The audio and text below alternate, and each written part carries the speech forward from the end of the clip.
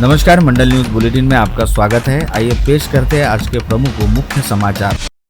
इस समय जहां एक और जादू टोने व तंत्र मंत्र का झांसा देकर महिलाओं को अपने जाल में फंसाने वाले नासिक के अशोक खरात का मामला जबरदस्त ढंग से चर्चा में है, वहीं लगभग इससे ही मिलता जुलता एक मामला नागपुर से सामने आया है, जहां पर ताहिर रशीद बेग नामक 65 वर्षीय व्यक्ति ने तंत्र मंत्र का झांसा देकर एक विवाहित महिला को अपने जाल में फंसा और उसके साथ दुष्कर्म करने के बाद फरार हो गया। पश्चात महिला द्वारा दर्ज कराई गई शिकायत के आधार पर नागपुर पुलिस ने अंजनगांव सुरजी के डब्बीपुरा परिसर में रहने वाले ताहिर रशीद बेग नामक कथित तांत्रिक को गत रोज ही गिरफ्तार कर लिया। नागपुर में रहने वाली 36 वर्षीय पीड़िता का पति विगत 15 अक्टूबर 2025 को अचानक ही बिना कुछ बताए घर से चला गया था। कुछ दिन पूर्व महिला एक विवाह समारोह में गई, तब वहां उसकी पहचान आरोपी ताहिर रशीद बेग के साथ हुई। ताहिर ने खुद की पहचान एक मांत्रिक के रूप में की थी। गुमशुदा पति की तलाश करने और उसे वापस लाने की शक्ति अपने पास रहने का दावा उसने किया। महिला के घर में एक विशेष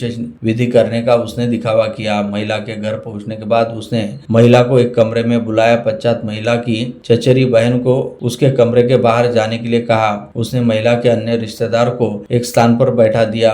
उसके सामने आरोपी ने तेल का दिया और अगरबत्ती जलाई और सभी को इस दिए की जोत की तरफ देखने की सूचना दी। कुछ समय बाद वह उस महिला को घर की ऊपरी मंजिल पर लेकर आ गया। अकेले में पूजा करने के बहाने उसने उस महिला पर अत्याचार किया। इतना ही नहीं, आरोपी बाद में महिला के घर भी आया और वहां भी उसके साथ दोबारा अत्याचार किया। घटना के बाद भय के कारण पीड़िता कुछ समय तक चुप रही, लेकिन बाद में एहसास जुटाकर उसने सक्करदरा पुलिस स्टेशन में शिकायत दर्ज कराई। मामले की गंभीरता को देखते हुए नागपुर पुलिस ने तुरंत जांच शुरू की और आरोपी ताहिर रशीद बेग की खोजबीन करते हुए उसे अमरावती जिले के अंजनगांव सुरजी स्थित डब्बीपुरा परिसर से गिरफ्तार किया। आरोपी को अपनी हिरासत में लेने के बाद नागपुर पुलिस उसे अपने साथ लेकर गई, जहां पर पूछताछ के दौरान अब यह जानने का प्रयास किया जा रहा है कि आरोपी ताहिर बेग ने इससे पहले भी इस तरह की घटनाओं को अंजाम दिया है या नहीं।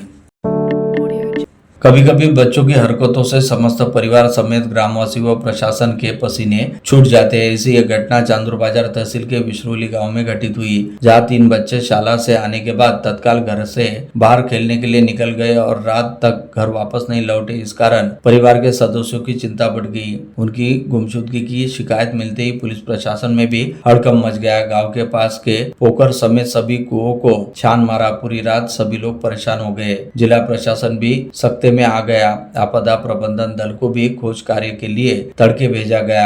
इस दल ने सभी कुएं और पोखर खोज डाले। आखिरकार सुबह यह 3 बच्चे गांव के एक खेत के मंदिर में सोते हुए सकुशल मिल गए। तब पुलिस व जिला प्रशासन समेत ग्रामवासी व परिसर के सदस्यों ने राहत की सांस ली।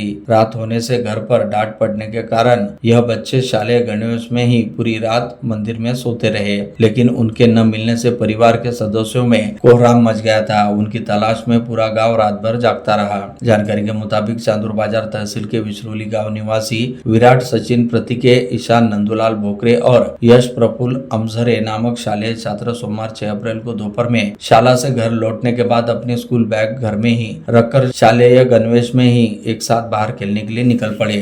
तीनों छात्रों के परिवार के सदस्यों को लगा कि उनके बच्चे बाहर खेल रहे, लेकिन शाम ढलने के बावजूद बच्चे घर न लौटने से उनकी तलाश शुरू की, लेकिन कहीं भी उनका पता नहीं चला। इस कारण परिवार के सदस्य समेत ग्रामवासी चिंतित हो गए। तत्काल घटना की जानकारी पुलिस को दी गई। पुलिस अधिकारी व कर्मचारी भी तीनों बच्चों की तलाश में जुट गए। घटना की जानकारी उप विभागीय पुलिस अधिकारी सागर बामरे को मिलते ही उन्होंने इसे काफी गंभीरता से लिया। विश्रोली गांव से सटकर नदी भी है। पुलिस ने गोताखोरों की सहायता से पूरी नदी में सर्च ऑपरेशन चलाया। गांधीनगर थाना क्षेत्र में 13 फरवरी की रात 9:30 बजे के दौरान बालाजी नगर निवासी व सुमित्रा ज्वेलर्स के संचालक सुशांत मनोहर शेरेकर को घर लौटते समय बीच रास्ते में लुटेरों ने रोककर लूट लिया था। लुटेरों ने सराफा व्यापारी से 778 ग्राम सोना और नगद 1,70,000 रुपए समेत कुल 1,01,70,000 रुपए का माल लूट लिया था। इस प्रकरण में पुलिस ने लुटेरों को दबोचकर उसके पास से लूटा हुआ सारा माल जब्त कर लिया। यह पूरा माल संबंधित सराफा व्यापारी को अदालत के आदेश पर पुलिस आयुक्तालय में पुलिस आयुक्त राकेश ओला के हाथों वापस लौटाया गया। अपने किसी रिश्तेदार के मध्य प्रदेश में आयोजित विवाह समारोह में शामिल होने के लिए धारनी शहर के मामा भांजे की धारनी दुपहिया वाहन पर सवार होकर वापस लौटते समय बीच रास्ते में पिकअप वैन के साथ दुर्घटना हुई, जिसमें मामा भांजे की जान चली गई। मृतक मामा भांजे के नाम शेखर सुरेश धुर्वे और राजाराम जांबेकर है। बुल्ढाना जिले के धाड़ गांव में एक ही परिवार के 5 सदस्यों के भोजन के चलते हुई विषबाधा की चपेट में आने से दिल दहला देने वाली घटना सामने आई। इस हादसे में 3 मासूम सगे भाई बहनों की इलाज के दौरान जान चली गई, जबकि मां और एक छोटी बच्ची का विभिन्न अस्पतालों में उपचार जारी है। घटना के बाद पूरे क्षेत्र में शोक की लहर फैल गई है। जानकारी के अनुसार मोहम्मद वसीम जमादार के परिवार में उनकी पत्नी और 4 बच्चों समेत कुल 5 लोगों की तबीयत रविवार से अचानक बिगड़ने लगी। सभी को पेट दर्द, उल्टी और मितली की शिकायतें होने लगी। प्रारंभिक तौर पर यह मामला खाने से विषबाधा का माना जा रहा था। सोमवार सुबह हालत ज्यादा बिगड़ने पर सभी को तत्काल अस्पताल में भर्ती किया गया, जिसमें उपचार के दौरान मोहम्मद अली और मशीरा इनकी जान चली गई। इसके बाद मां आफरीन जमादार और 2 बेटियों को बेहतर इलाज के लिए बुल्ढाना शहर लाया गया। यहाँ अलग अलग अस्पतालों में इलाज के दौरान शाम करीब 7:30 बजे फातिमा ने दम तोड़ दिया। इस तरह एक ही दिन में 3 सगे भाई बहनों की मौत से परिवार पर दुखों का पहाड़ टूट पड़ा। जानकारी के मुताबिक इस समय मृतकों की मां आफरीन जमादार इनका निजी अस्पताल में उपचार चल रहा है, जबकि अश्मीरा का इलाज बाल रोग विशेषज्ञ की देखरेख में जारी है।